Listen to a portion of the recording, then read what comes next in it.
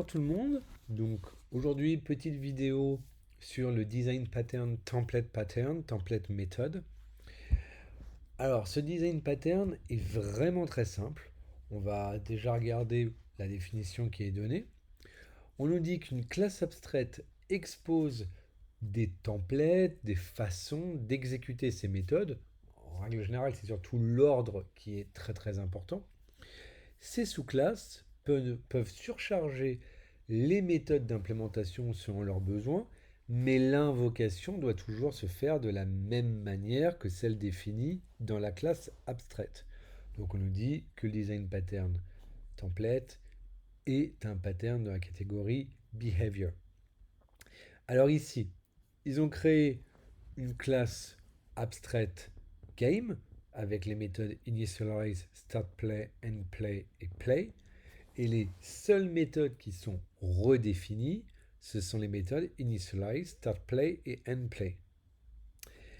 Pourquoi? Parce que la méthode play, la seule qui va être exécutée quand elle va être appelée, on va exécuter les trois méthodes initialize, start play, end play dans l'ordre prédéfini. Et donc ces trois fonctions abstraites vont être définies au niveau des sous-classes, qui sont ici cricket et football. Et on voit du coup que les méthodes initialize, on la affiche directement cricket game initialize start playing. Pour le start play, cricket game started. Et pour end play finished. Et la même chose pour le football. Bien évidemment, quand on va instancier une de ces classes et que l'on va afficher le résultat en appelant la méthode play, le texte va s'afficher en appelant les méthodes dans le bon ordre. En appelant les méthodes dans le bon ordre et du coup en affichant, en exécutant bien évidemment chaque méthode les unes après les autres. Alors, moi, c'est quelque chose que j'ai fait également en Symfony. Bon, Symfony c'était overkill sur le moment, mais bon, c'est le framework que j'ai l'habitude d'utiliser tous les jours et je compte faire une série de tutos sur Symfony prochainement, Symfony 5. Alors, moi, je suis parti plutôt d'un livre. On va définir son nom, son nombre de pages, on va imprimer sa page de couverture, son sommaire, chaque page, l'index et la quatrième de couverture. Et la méthode que je vais appeler, que ce soit dans un contrôleur, dans un service, dans la vue, etc., va appeler toutes ces méthodes-là dans un certain ordre. Le print front cover, le print table of content, selon le nombre de pages, le print page, etc. Et à la fin, ça va retourner le nom du booklet qui a été imprimé. Moi, j'en ai créé deux, Salon Booklet et Service History Booklet.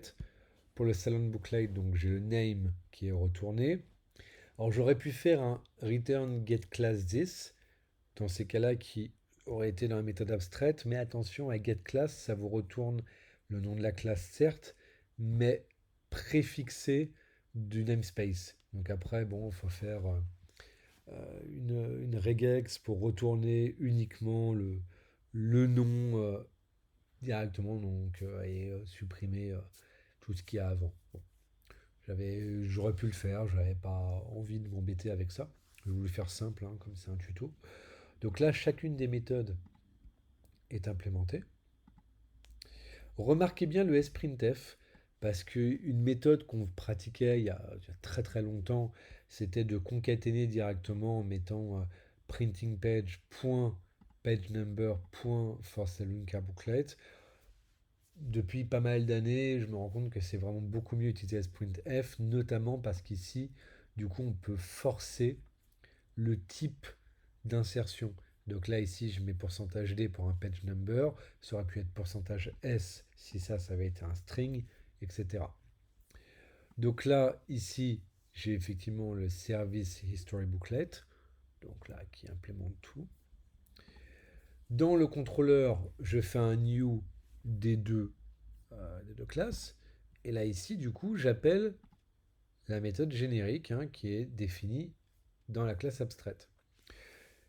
Et quand je regarde ce que ça donne, Bah effectivement, hein, je vois bien qu'il me dit que il a imprimé le front cover, qu'il a imprimé le sommaire, qu'il a imprimé chaque page, l'index, la quatrième de couverture, et à la fin il m'affiche que ça c'est bon, tout est affiché. Alors bien évidemment, hein, c'est vraiment à des vues didactiques que j'ai mis des échos là, hein. Vous vous doutez que dans un véritable projet, on ne mettrait pas d'échos. D'ailleurs, on enlèverait en fait tous les échos qui sont là, parce que le but, c'est que les méthodes s'exécutent les unes après les autres. Si vous devez faire en sorte d'avoir un- une trace loguée, loguer chacune des méthodes, du coup, ici, faites en sorte de loguer pour retrouver vraiment toutes les étapes, mais ne faites pas d'écho. Là, c'était vraiment le but de montrer comment ça pouvait se passer. Alors après, vous me direz, dans la vraie vie, oui, mais je vais pas forcément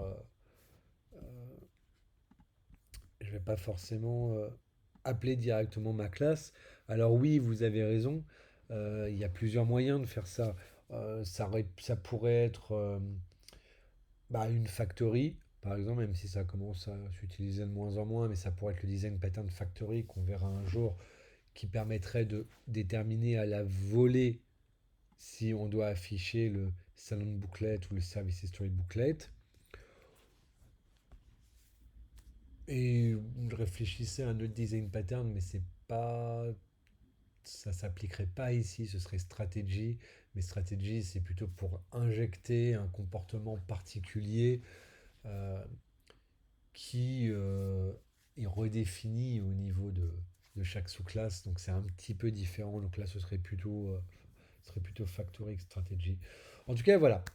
Voilà les amis pour cette première vidéo d'une longue série de vidéos sur les design patterns. Donc je compte faire la majorité des patterns qu'on utilise dans la vie de tous les jours. Donc il y aura façade. euh, Builder, il peut être bien pratique. Singleton, c'est aujourd'hui un anti-pattern, donc on va éviter. Factory, on l'utilise encore hein, de nos jours, donc ça peut être sympa. Euh, bon, Composite, je l'ai très rarement utilisé. Décorateur, ça peut être très sympa. Proxy, il est assez simple à comprendre et il est très utile. Euh, Commande, celui-là, effectivement, c'est quelque chose que j'ai eu l'occasion d'utiliser une fois et qui était très pratique. Observer, c'est le design pattern à connaître. Là, pour le coup, celui-là, on en fera toute une vidéo, hein, comme tous les autres. Stratégie, pour moi, il est indispensable. Après, il y en a d'autres. Visitor, lui, il est un peu particulier, on en parlera aussi. Enfin voilà. Donc cette vidéo prend fin et puis je vous dis à très bientôt pour une autre vidéo sur un design pattern. Bonne journée!